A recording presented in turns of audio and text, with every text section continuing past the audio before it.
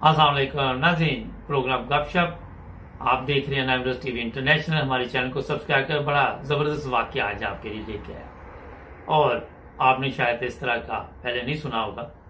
हुआ ये कि ये एक खतून है, तो ये बता रही है कि मैं यूनिवर्सिटी जाती थी तो बड़ी अच्छी तालीम हासिल की। हुआ ये कि यूनिवर्सिटी में जो आज से कुछ अर्सा पहले लोगों में कोई शर्म थी, हया थी, तो मुझे मुख्तलिफ लड़के जो थे वो कहते कि हम आपको पसंद करते हैं, तो मैं किसी की तरफ तवज्जो न देती, मैं अपनी तालीम की तरफ तवज्जो देती।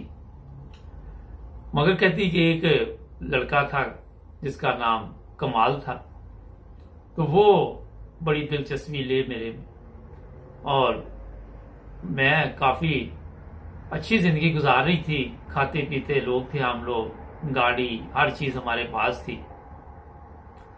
तो जब कहती कि मैंने वो पता किया कि ये बिल्कुल सीरियस है या क्या मसला है, तो उसको मैंने समझाने की कोशिश की कि यहाँ हम तालीम के लिए आते हैं, तो ये फैसले जो है माँ बाप पे छोड़ देते हैं। तो वो ये बातें मेरी नहीं समझ सका और मुझे वो 12 दफ़ा उस वक्त लव लेटर होते थे, क्योंकि टेक्स्ट मैसेज ऐसे नहीं थे, तो वो मुझे डालता था और यही लिखता था कि तुम मेरी ज़िंदगी हो, मैं तुम्हारे बगैर नहीं रह सकता, मैं मर जाऊंगा, मैं जहर खा लूंगा।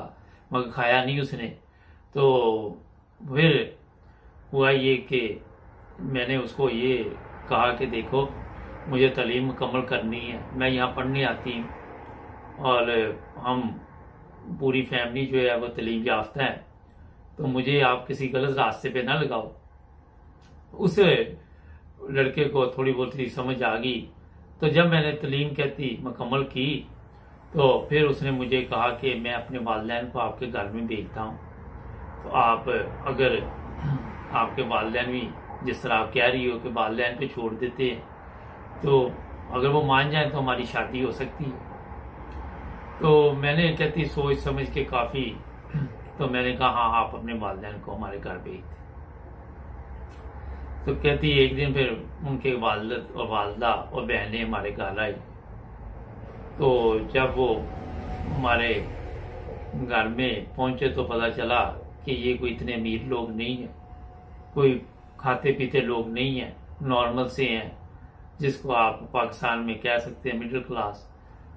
तो मेरे वालिद और वालदा को मिलकर उनके साथ कोई खुशी नहीं हुई और मैंने जब अपने वालिदैन को बताया कि ये मेरा क्लास फेलो है, हम इकट्ठे पढ़े हैं, तो फिर भी वालिदैन ने कहा कि बड़ा मुश्किल है कि आप एक अच्छी ज़िंदगी गुजार रही हो, कल को इन लोगों में जाओगी तो आपके लिए ये मुश्किल पैदा हो जाएगी, आपके जो खराजात हैं ये कैसे बर्दाश्त कर सकेंगे।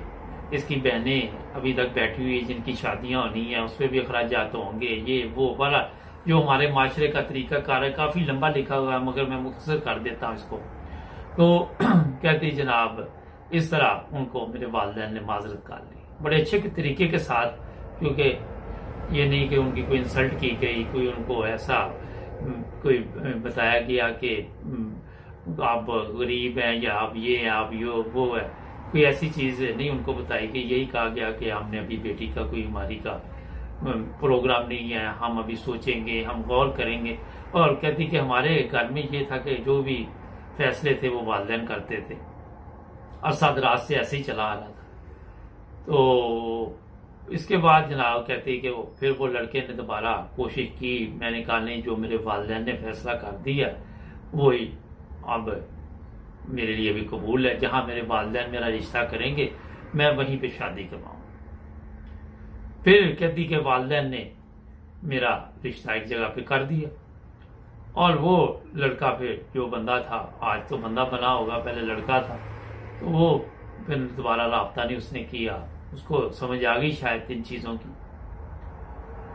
कहती कि इस तरह मेरी शादी होगी और मेरे उसमें से 2 बच्चे हुए मियाँ से, और फिर एक एक्सीडेंट में मेरा मियाँ जो है वो जान से चला गया, कार एक्सीडेंट हुआ और मौका पर ही उसकी मौत होगी।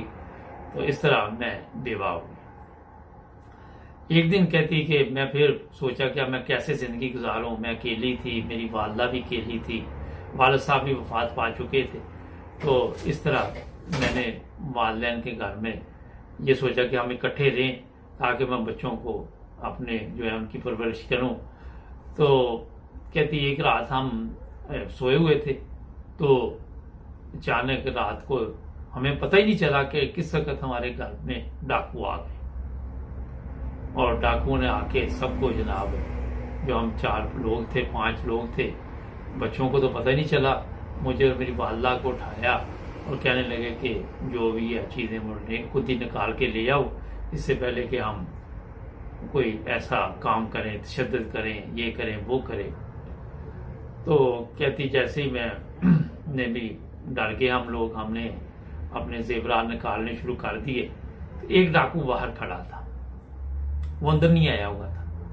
तो मैंने जब सब कुछ दिया तो एक डाकू कहने लगा कि अभी भी आपके पास बहुत कुछ है, अभी भी बेशुमार चीजें हैं, वो निकाल लो, पैसा निकाल लो, जेवर निकाल लो, ये निकाल लो, वो निकाल लो।